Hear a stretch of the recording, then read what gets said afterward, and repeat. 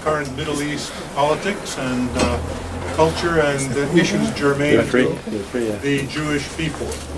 We are an academic-centered nonprofit composed largely of academics here in Montreal, across Canada and the U.S., several Israelis.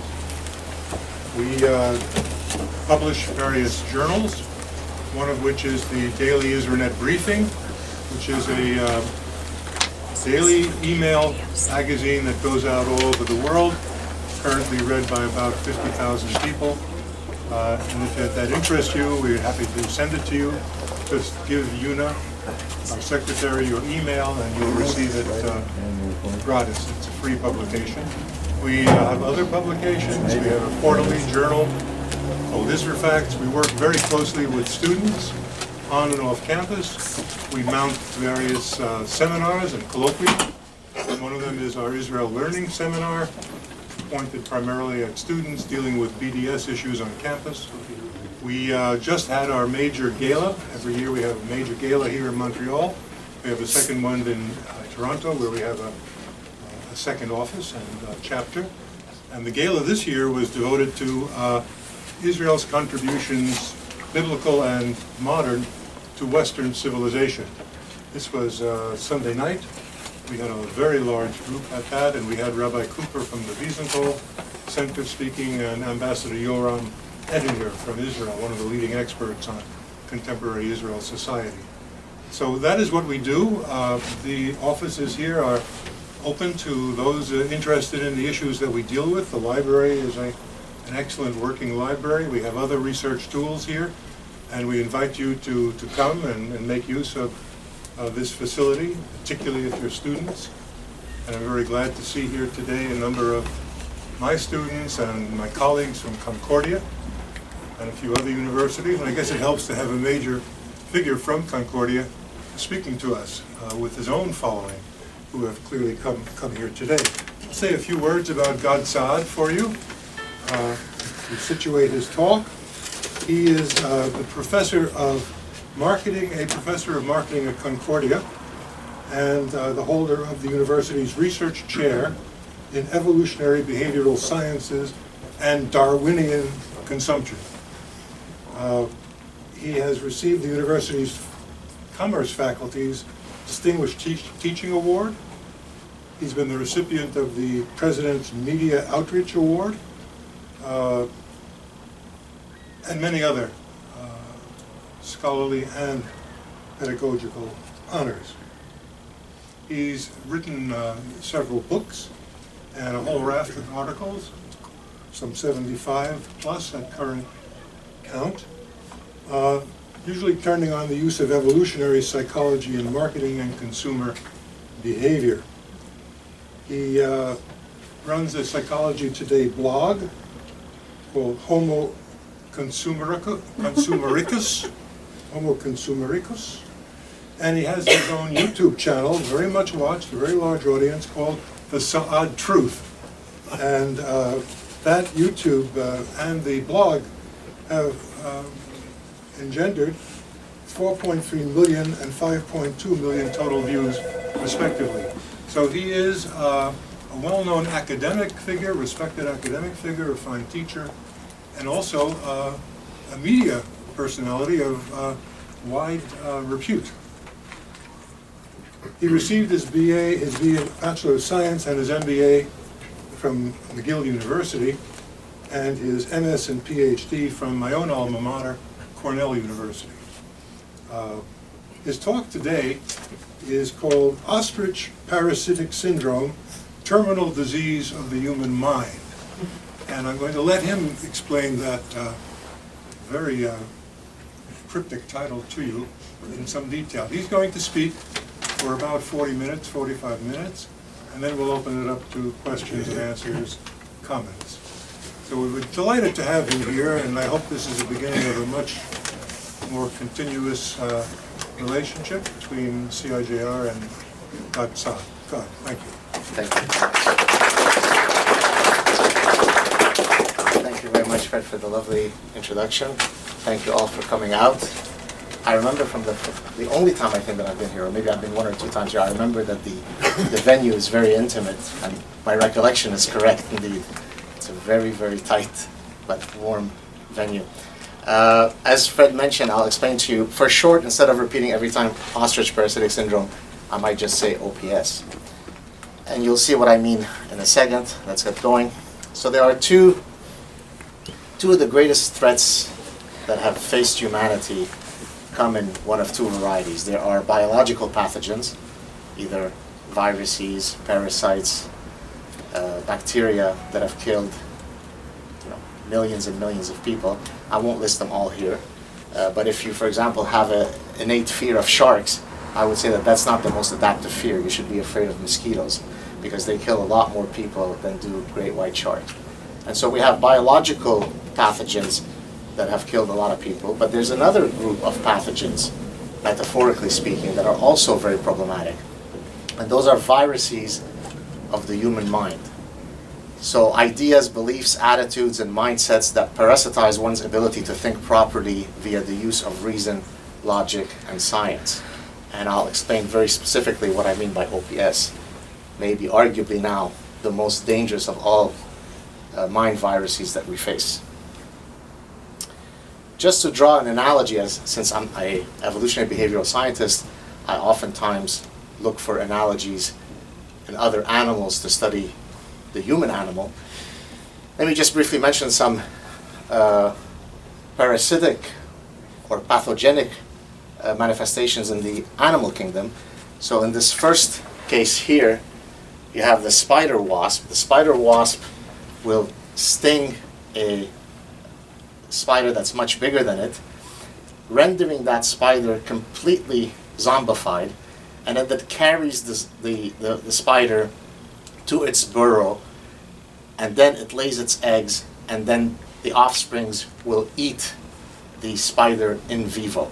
I actually argue that political correctness is a wonderful analogy to this situation. Here we have the P. tenuis brainworm. So when this particular brainworm infects various ungulates, it turns them oftentimes into complete zombies. So for example, you'll have what's called circling. So if this brainworm reaches the brain of this animal, it will just aimlessly go around in circles until typically it dies of exhaustion, it dies of starvation, or some looming predator gets to it. And then here we have Toxoplasma gondii.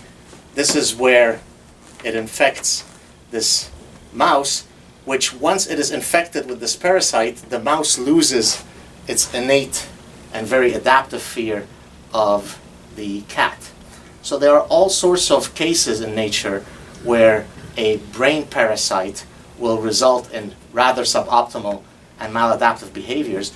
And of course, what I will argue is that OPS is very much a manifestation of that when we think about some of the geopolitical realities that we're facing today. Just to again give you another example of the dangers of faulty cognition and perception, this is a woman who suffers from anorexia nervosa.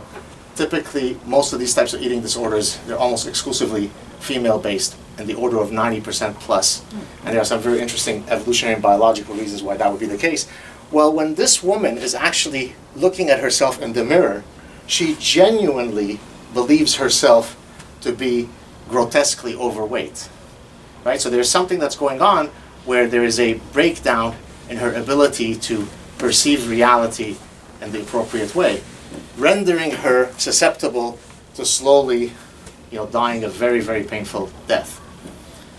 Which leads us, so to kind of, now that I've given you a background, forgive me, it's a bit long, but this is the definition that I originally offered for OPS, and I've provided for you here the actual episode on my channel if you decide to go and look at it then. So let me just read this for you.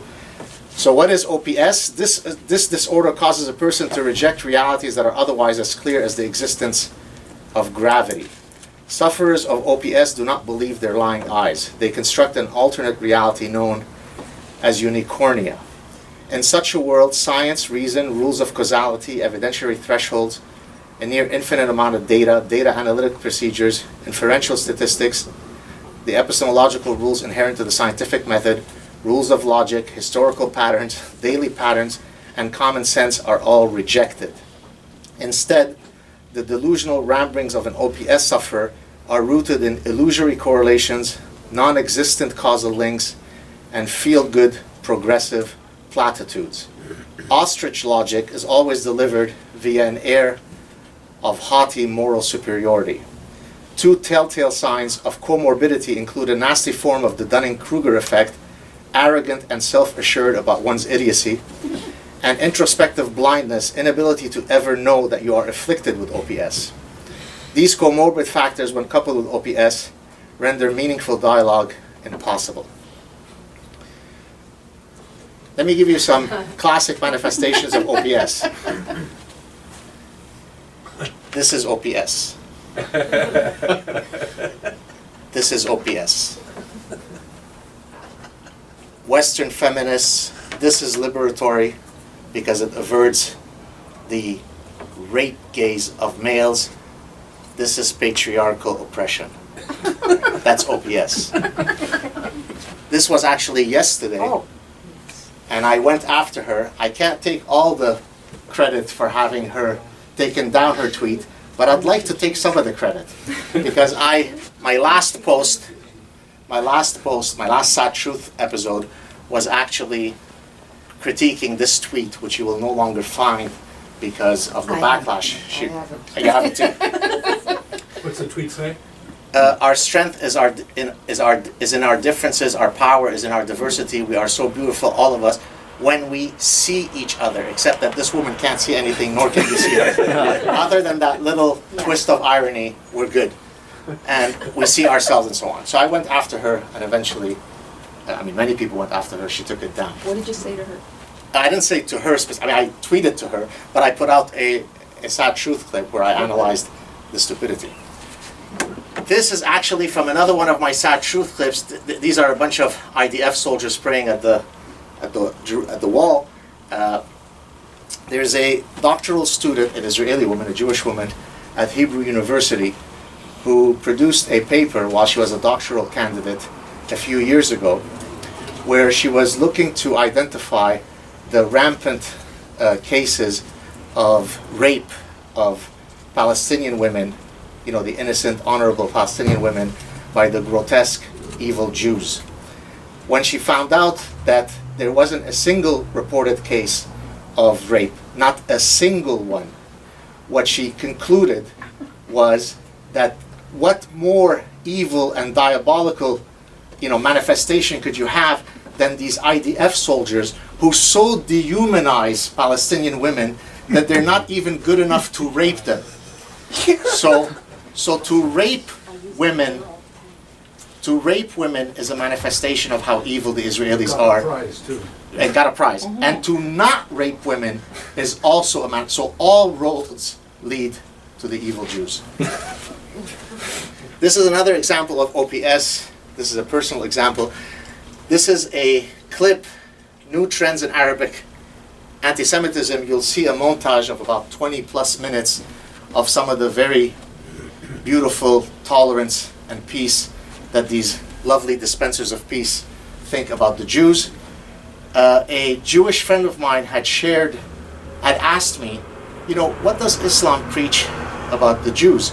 Since you, Gad Saad, seem to know a lot about this, you obviously grew up. By the way, if you don't know my personal history, we are Lebanese Jews who escaped Lebanon at the start of the Lebanese Civil War under imminent threat of execution. My parents returned to Lebanon in 1980 when they were kidnapped by Fatah. But in any case, so I have a personal history, let alone academic knowledge of the matter. So I decided to simply share with her this clip. So rather than get into a whole bunch of discussions of how to interpret a particular text and so on, I said, why don't you start off by watching this clip, and hopefully this answers your question. Her rebuttal was, this is a Jewish woman, was that I was no different in my extremism than these people. So she wasn't able to see, based on her moral compass, that somebody who shares a clip about genocidal hate is different than the ones who are espousing genocidal hate. We were both equally extremist in our positions. That's OPS. I won't go through these because I only have 45 minutes, but I would implore you to watch these two exchanges. One is Congressman Dan Lundgren questioning Assistant Defense Secretary for Homeland Defense Paul Stockton. This is in the previous administration. And Congressman Lamar Smith questioning former Attorney General Eric Holder. These are congressional hearings where they're trying to get them to admit that is it possible that the terror attacks that we're seeing and the global mayhem could in any way be somehow linked to the religion of peace, somehow. And you just have to watch the interaction to truly see what OPS does to a brain of a person. Here are some other OPS sufferers. I'll be speaking this Friday on my show with advisor to this gentleman this Friday, so try to tune in if you can. Of course, Where's that below Trudeau? this is David Cameron, the former Prime Minister. Strange light on. This guy has truly beautiful hair. Sorry. Just the links to the two videos you posted. Yeah. Are they going to be up on your website or? I could put them up, or, Okay, sorry. or this clip is going to be eventually up, so you could probably see it. Perfect. Thank you.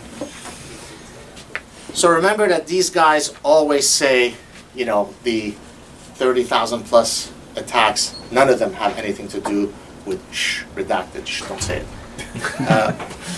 So let's see here, I've listed here for you 67 countries. It would be a lot more impactful as a rhetorical device if I actually read these 67 countries for you, but given the limited time, I won't.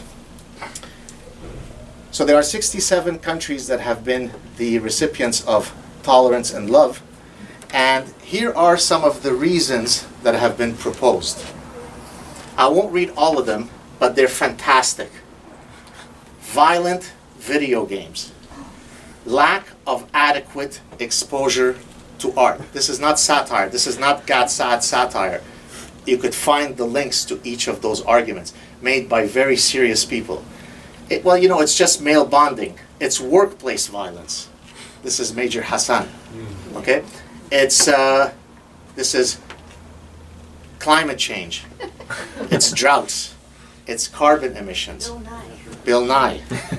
Our luminary man, Bill Nye, immediately after the last Paris attack, went on Huffington Post Live and said, well, it is completely conceivable to make an argument for, I'm paraphrasing his words, as to how the Paris attack that took place in Paris is very much linked to things like solar panels and carbon emissions and so on. What's satire? I thought you were joking. Oh, no, I'm not.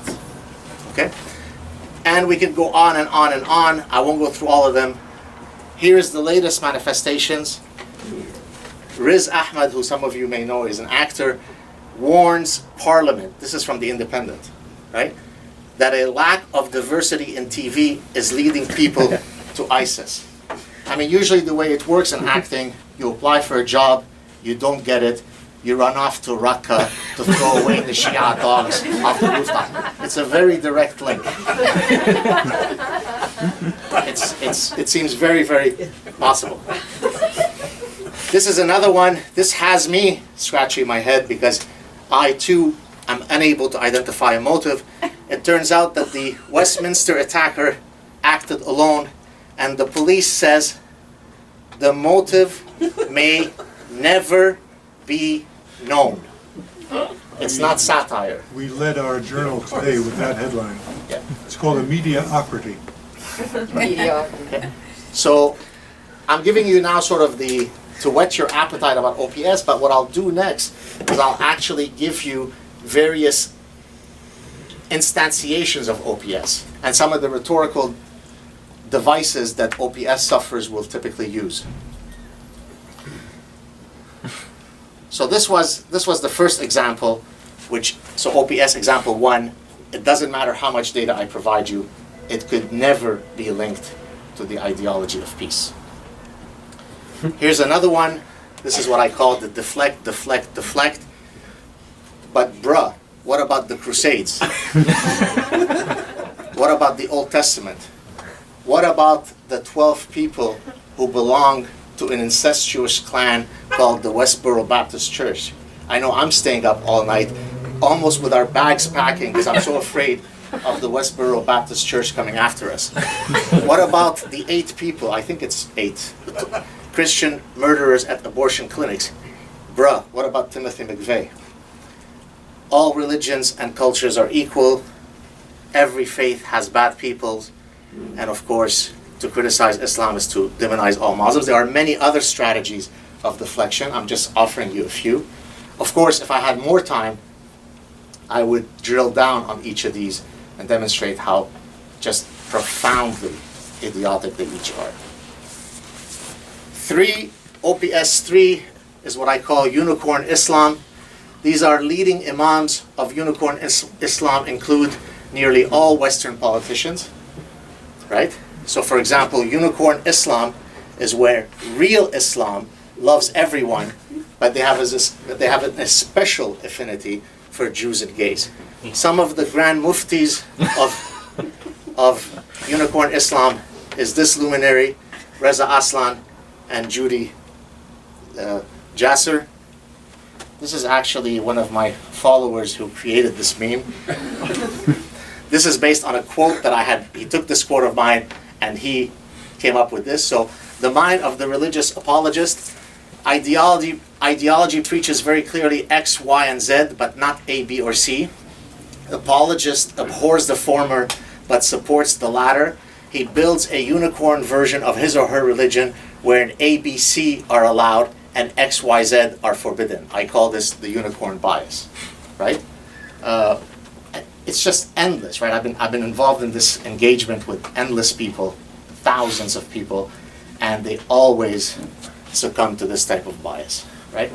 But no, this is a student of mine. She said to me, but no, my father taught us, they're Muslim, that we should love and respect Jews, and Jews are our brothers, right? Well, that's your personal experience, and it's wonderful that you grew up in a liberal, tolerant family where your father taught you that. That says nothing about whether the Islamic texts, the canonical Islamic texts, say that or not, right? And so you create a unicorn. So if you're, for example, a gay Islamic reformer, you create a version where if you truly knew real Islam, they love the gays. If you have Jewish friends and you're an Islamic reformer, well, if you really knew Islam, it's nothing but love for the Jews. And on and on and on, right? It's obfuscation, it's deception, it's baloney. Here's another example of OPS. I call this the holy 3M of apologia. Misinterpreted, misunderstood, mistranslated, right? So, hence the 3M of apologia, right? You don't understand, if you understood the meaning truly, then you would know that when it says kill, kill, kill, kill, kill, it's metaphorical. It really means kill with caresses and massages, right? Typically, if you want to implement this holy 3M of apologia, you engage in what I call the infinite loop of delegitimization. And the way it works is that someone with whom you are interacting will pose you a bunch of questions to try to, at each step, delegitimize you as a authoritative source. And they will go as far as they need to go in the infinite loop of questioning until they get you with one. So for example, do you speak Arabic? Well, most people are going to fail on that one. I don't. Arabic is my mother tongue. So if you say yes, do you know how to read classical Arabic? Let's suppose you say yes.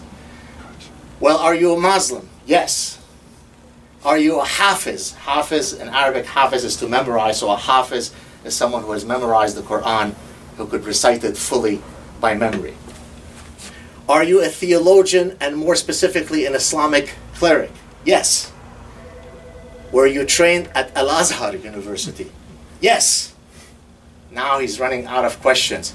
Are you one of Muhammad's original faithful companions? God damn it, no, because I was born in 1964. Well, then shut your mouth. Then you can't really speak. You weren't there.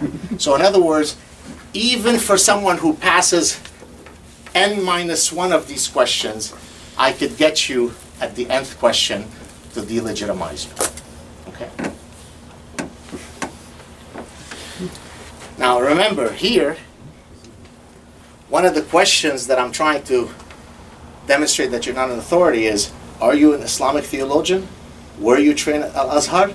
If you say no, then you're, how could you speak about this? Now watch the incredible irony. OPS example number 5.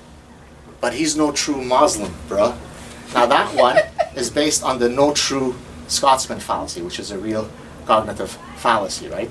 Where whatever you say that this particular individual is representative of group X, then you simply say that that individual could not be a true representation of the archetype of group X, right? I've actually had these conversations where I use each of the following. So it turns out that Grand Mufti Amin al-Husseini, who was the Grand Mufti of Jerusalem prior to modern day Israel, Sheikh Hassan al-Banna, the founder of the Muslim Brotherhood, Grand Ayatollah Khomeini, of course the leader of the 1979 Iranian Revolution, Sheikh Yusuf al-Qaradawi, who is arguably today the most famous and influential Sunni cleric, and Abu Bakr al-Baghdadi, the current caliph of ISIS, who holds a PhD in Islamic theology. When I quote things from them, it turns out that they're not true Muslims. They're fake Muslims. They're not the real deal. But the one who is true is your friend Ahmad, who drinks alcohol and eats pork. He's the true embodiment of Islam. Now again, this is because people are much more compelled to believe in personal anecdotes, right? Most of us, I could certainly speak for myself having grown up in Lebanon, I've met endless number of people of the Muslim faith, and all of them, most of them, other than the ones who were running away from in Lebanon, have been perfectly lovely and kind. So it's very easy for me to use that information in shaping my impression of the archetype of the Muslim. They're very nice. They've all been very nice. I've had endless students. They've all been lovely. I've had colleagues. They've all been lovely. But that's not how you judge whether the doctrines of a religion are consistent with some of our secular liberal values or not. Here's another one. But what about Andalusia? Right? The argument there basically is you identify a time period where technically there was a peaceful period. And there is no better manifestation of that than the golden age of Spain, where Jews, Christians, and Muslims walked around holding hands and singing Kumbaya and singing John Lennon Imagine, which is not exactly how it was during Andalusia, but that's the reality that we've constructed. Well, if Islam is a violent, intolerant religion, how do you then explain that there was peace then? If Islam is a violent religion, how do you explain that you lived in Lebanon until you had to leave because they were going to behead you? But let's forget about that part, right? Well, this here I use, again, logical reasoning is a very, very powerful rhetorical device to use, because you basically take the structure of an argument and you analogize it, and it becomes very difficult for people to argue against you. So I've used this example. Our good man here, Jeffrey Dahmer, one of the most famous serial killers of all time, who killed 17 people in very grotesque ways. If you calculate the number of days in his life as an adult that he's killed people, it turns out that 99.72% of all days, he was perfectly peaceful, loving, and kind, didn't murder anybody. It's only in 0.28% of the days that he killed people. So when you take the totality of Jeffrey Dahmer, he's a lovely, sweet, kind fellow. Guess what? When I offer these rhetorical bombs, they usually run away. Because it's very difficult when you use these types of analogies, because you take the exact structure of the argument and you satirize it using very powerful analogies.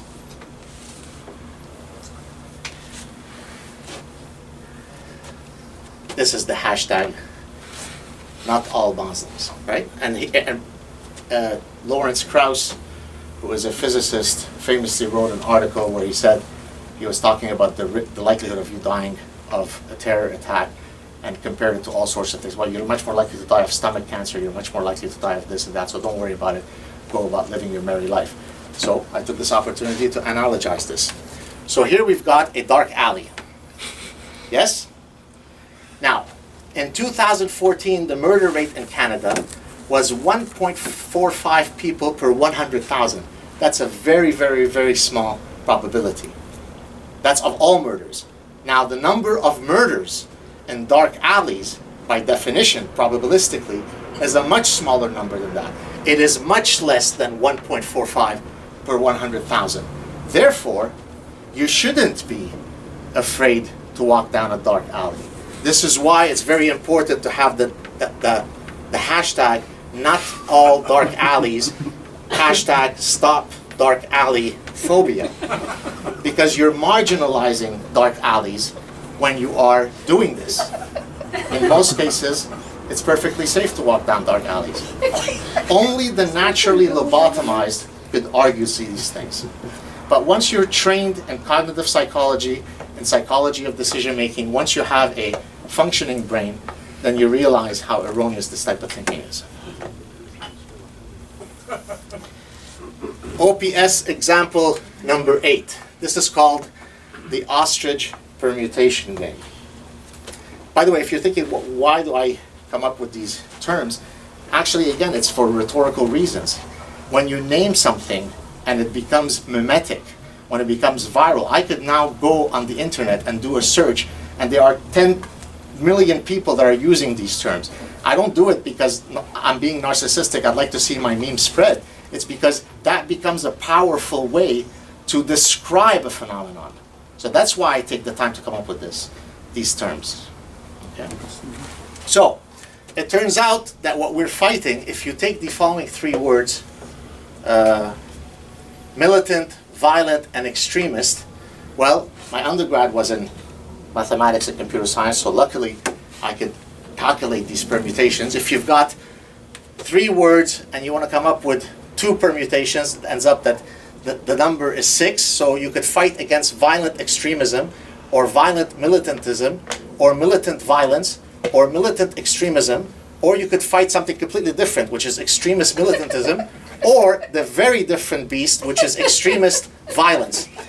Now, if you add a few additional words and you could watch, so for example, we could have radicalized, homegrown, fundamentalist, extremist, violent, militant zealotry resulting in man-made disasters. So come up with an infinite well of euphemisms as long as you don't say what we're fighting. So remember, don't name the problem, for otherwise it will marginalize and subsequently radicalize all the moderate folks. So if all of these things, by the way, there are other manifestations of OPS that I haven't mentioned here. For those of you that want to see some of those, go to my writings and to my YouTube channel. You'll see many other examples that I offer. I try to keep this to adhere to Fred's 40 minutes or so limit. So how do we fight them?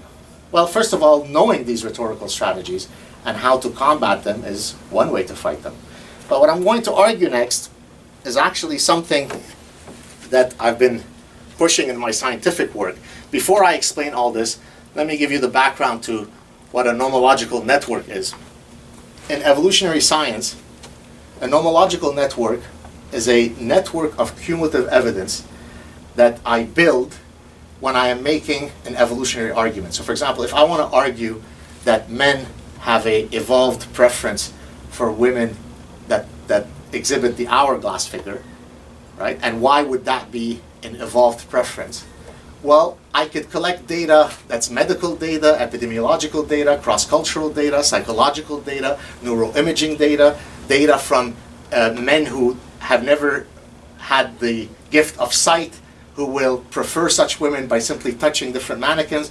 I could collect data from many, many different sources, all of which point to the unassailable explanation that I'm trying to support. That's called a nomological network.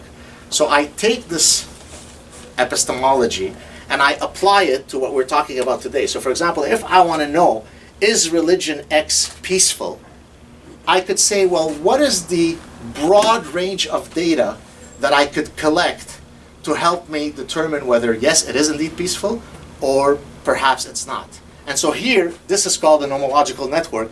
Let me just sort of walk through some of these. Each of these boxes is a small puzzle of the broad nomological network. When taken in its totality, it becomes very difficult. It becomes incontrovertible evidence. It becomes unassailable evidence for whatever position you're holding. By the way, Charles Darwin himself, when he wrote Origin of Species, for any of you who know this work, he really was building a nomological network. He didn't call it that, but what did he do? He collected data from many, many different sources, all of which, when put together, made it unassailable that his theory of natural selection had to be correct.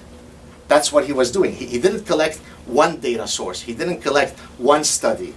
It's the totality of data from many different sources that made his argument so powerful. So let's do this for our current purposes here. So I could take, for example, contemporary FBI data.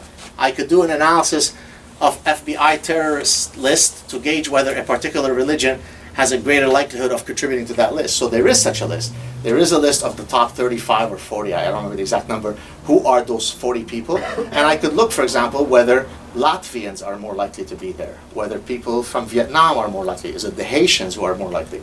Is it Hasidic Jews who live in Outremont that are likely to be on that list? We could answer that question. We don't have to guess. That data exists.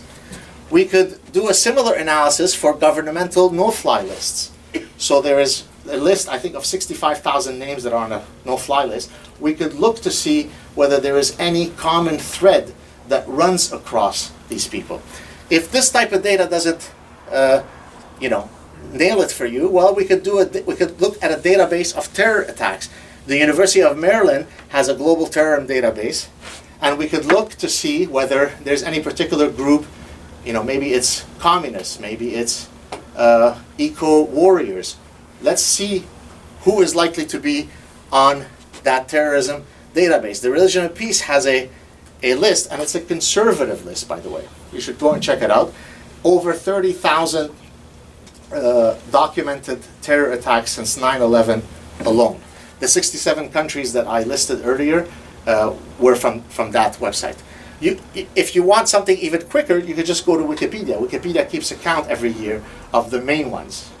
And you could see if there's any common thread that runs there. You could look at global surveys.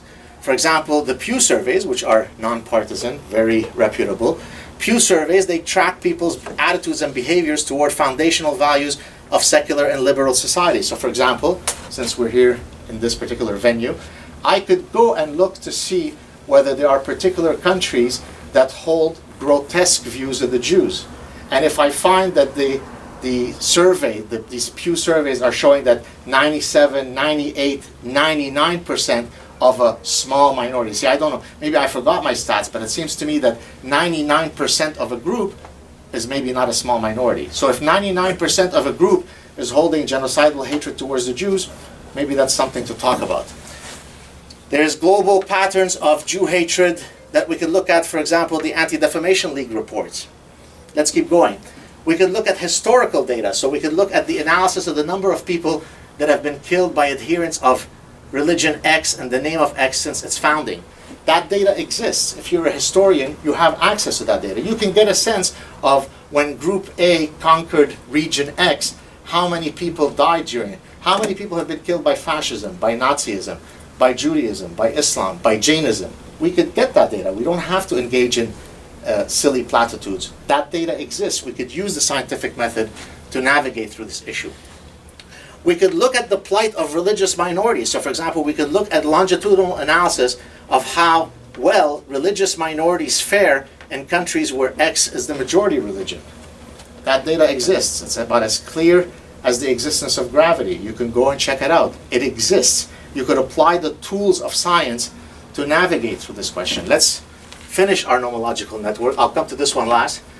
We could look at governmental lists of terror groups. For example, Public Safety Canada's list of terror organizations, the US Department of State's foreign terror organization list. We could see, and there are many others, where we could see whether there's any particular ideology that's overrepresented.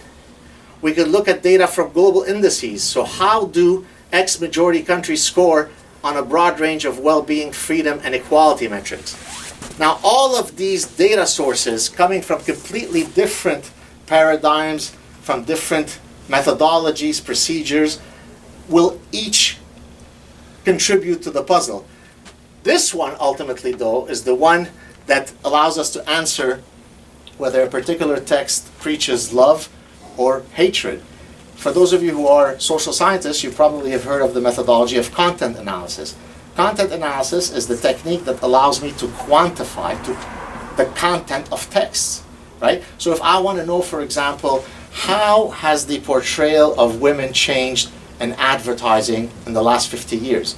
Well, I could take advertisements in magazines from 1950, from 1970, from 2000, and I could do a content analysis of these stimuli to answer my question.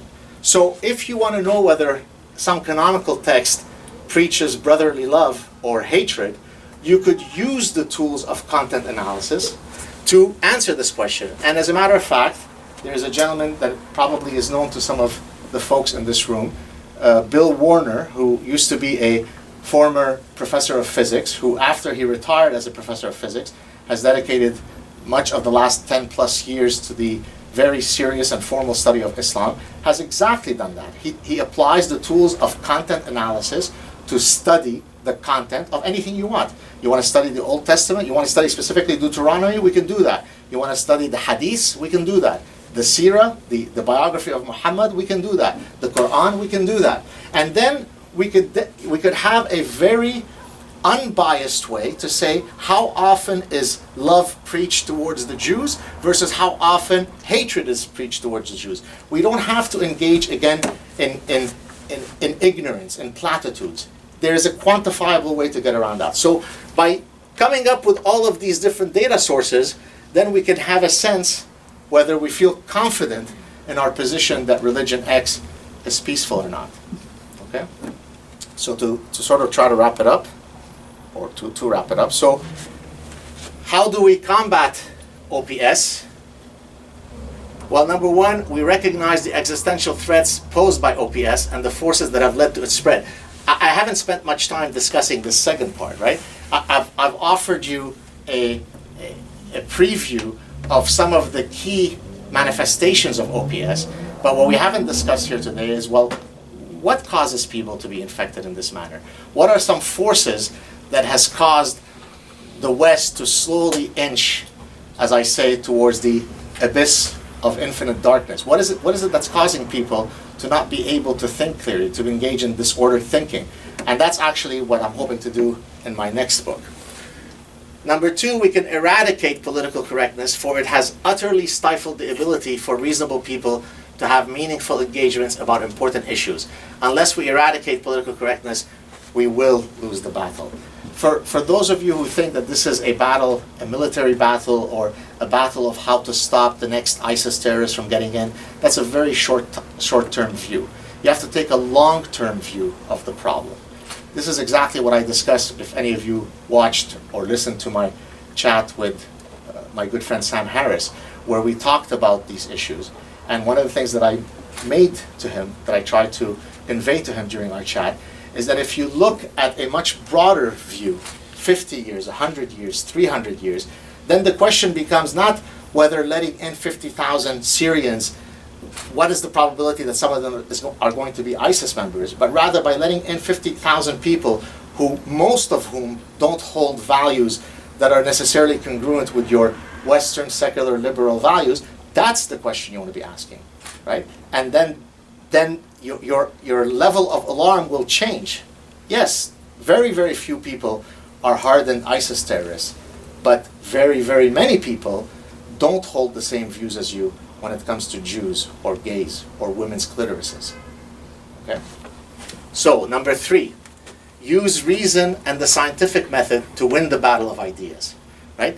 one of the reasons why I've been fortunate, I mean, yes, I receive hate mail and death threats and so on, but compared to how open I am, I'm actually, I mean, knock on wood, I'm actually quite surprised that I don't receive more. Why?